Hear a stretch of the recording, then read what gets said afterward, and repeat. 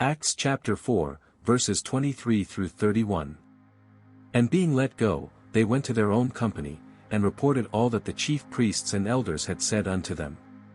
And when they heard that, they lifted up their voice to God with one accord, and said, Lord, thou art God, which hast made heaven, and earth, and the sea, and all that in them is. Who by the mouth of thy servant David hast said, Why did the heathen rage, and the people imagine vain things? The kings of the earth stood up, and the rulers were gathered together against the Lord, and against his Christ. For of a truth against thy holy child Jesus, whom thou hast anointed, both Herod, and Pontius Pilate, with the Gentiles, and the people of Israel, were gathered together. For to do whatsoever thy hand and thy counsel determined before to be done. And now, Lord, behold their threatenings, and grant unto thy servants, that with all boldness they may speak thy word. By stretching forth thine hand to heal, and that signs and wonders may be done by the name of thy holy child Jesus. And when they had prayed, the place was shaken where they were assembled together, and they were all filled with the Holy Ghost, and they spake the word of God with boldness, praying with one heart and one voice. We Christians are people of the word and people of prayer. We read the Bible, we study it, we meditate on it. But just as important, we are called to be people who pray. The question is not, do I know I should pray? The real question is, am I actually praying? And if I am praying, how am I praying? For many believers, if we are honest, our entire prayer life is just 3 short prayers a day before meals. Lord, thank you for this food. Amen. If that is all our prayer life is, then we really need to ask, what am I doing with the rest of my time? When you look carefully at your day, after you subtract sleep, work, and the things you must do, how much time is left? And what do you do with that time? We waste so much of it. Scrolling, worrying, entertaining ourselves. But prayer is never a waste. Prayer has eternal value, because in prayer we are speaking with the eternal God. For a Christian, prayer is both a duty and a glorious privilege. Think about it. We, small and weak human beings, have the right to speak directly to the Creator of the universe. You and I cannot just pick up the phone and call the President. No matter how loudly we shout his name, he will not answer us. But the God who made the heavens and the earth, the God who upholds all things by his power, invites us to come boldly to his throne of grace.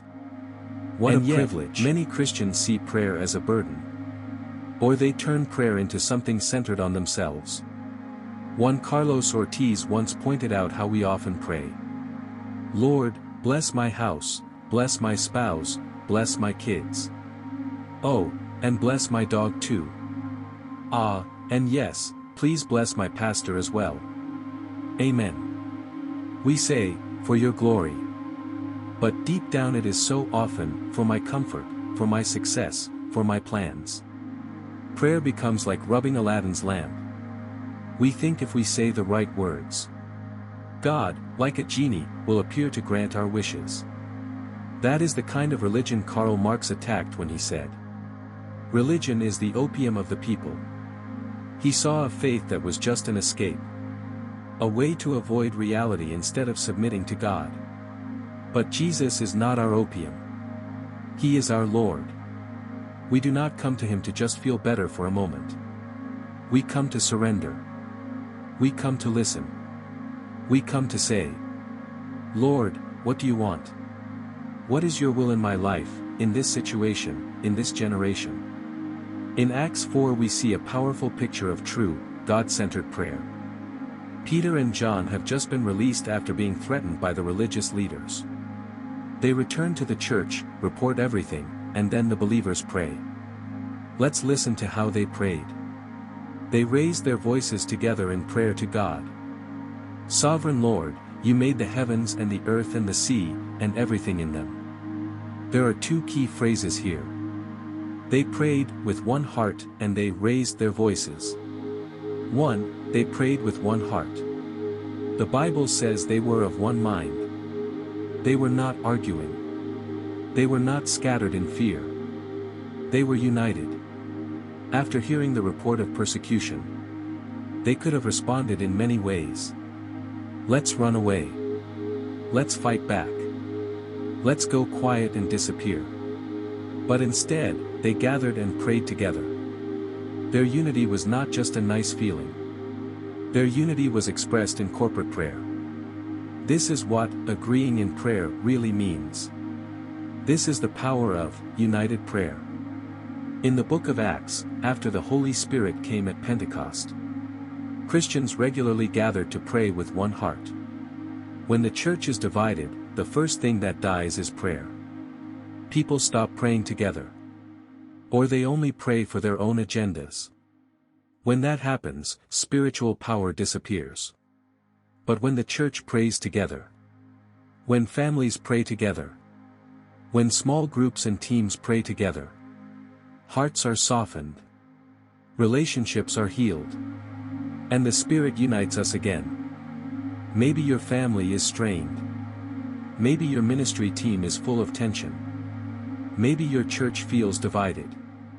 The starting point is not more meetings or more human strategy. It is simple: come together and pray. Cry out to God with one heart.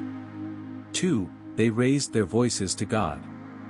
The Bible says they raised their voices to God. This was not a silent, casual, half-asleep kind of prayer. This was serious. It was earnest. It was loud. Yes, there is a time for quiet, meditative prayer. Yes, there is a time for silence in God's presence. But there are also times when the only appropriate prayer is, Lord, help us. God, have mercy. Father, save us. And we lift our voices with urgency. If your child is drowning, you do not whisper, "Excuse me, could someone please help?" You shout, "Help! Save my child!" When your soul is under attack, when your church is under pressure, there are times to lift your voice. Not to impress people, but because your heart is desperate before God. The early church prayed that way. United. Earnest. Serious. And notice how they address God. Sovereign Lord, who made the heaven and the earth and the sea and everything in them. In other words, God, you are bigger than the Sanhedrin. You are greater than Rome. You are Lord over every threat, every power, every enemy. When we focus only on our problems, our perspective gets small. Our problems look huge. And God looks small. But when we pray in the Spirit, our vision is lifted. We remember who God is. We say, Lord, you created everything. You rule over everything. You are not worried. You are not surprised. You are in control. When you truly see God as the sovereign Lord, your fear begins to melt. 3. They prayed according to the word. Then they quote Psalm 2. Why do the nations rage and the peoples plot in vain? The kings of the earth rise up and the rulers band together against the Lord and against his anointed one. They are praying scripture. They are saying, Lord, what you spoke long ago through David is now happening before our eyes. Herod, Pilate, the Jews, the Gentiles, all united in rebellion against Jesus. But what does the psalm say? Their plotting is in vain. It cannot succeed against the will of God. And then they say something shocking. They did what your power and will had decided beforehand should happen. In other words, even the wicked plans of men could not escape God's sovereignty. God used their evil to accomplish his good purpose. Our salvation through the cross of Christ. This is what it means to pray according to the word. Not just, God, take this problem away. But, God, what are you doing through this? How does your word interpret my situation? What are you trying to form in me? What are you asking me to do? 4. 3 powerful requests. Now look at what they actually ask God to do. Now, Lord, consider their threats. And enable your servants to speak your word with great boldness. Stretch out your hand to heal. And perform signs and wonders. Through the name of your holy servant Jesus. First, they say, Lord, look at their threats. They do not say, Lord, remove all persecution. Make our lives easy. They say, Lord, see what's happening. Do not ignore it. But in the middle of it, give us what we need. Second, they ask, enable your servants to speak your word with great boldness. They do not ask for a smaller mission. They ask for a bigger heart. They do not ask for lighter burdens. They ask for stronger backs. They are not praying, Lord, only give us tasks that match our ability. They are praying, Lord, give us ability that matches your calling. That is true humility. Not, I can't, so I won't. But, on my own I can't. But by your Spirit I can obey. Third, they ask, stretch out your hand to heal. And perform signs and wonders. Through the name of Jesus. They are asking God to display His power. Not for their fame, but so that the world would know Jesus is alive. Jesus is Lord. Jesus saves. They are asking, Lord, let your power confirm your word. Let people see that this message is not just human talk. It is the living gospel. 5. God's answer. Then verse 31 tells us, after they prayed, the place where they were meeting was shaken. And they were all filled with the Holy Spirit. And spoke the word of God boldly. The building shook. Hearts were filled. Mouths were opened. The very thing they prayed for, boldness and power, God gave. But notice this. The persecution did not vanish. Their enemies were still there. The threats remained real. What changed was not the situation, but the people. They were no longer controlled by fear. They were controlled by the Holy Spirit. They were no longer dominated by, what will happen to me? They were dominated by, what will glorify Christ? My friend. What about your prayer life? Is it only about your comfort? Your success? Your plans? Or are you learning to pray like this church in Acts 4? With one heart. With a loud voice when needed. Based on the Word. Centered on God's glory. Asking not for an easier life, but for a more obedient heart. Maybe today God is inviting you to move from me-centered prayer to God-centered prayer. To say, Lord, look at my situation. See my fears.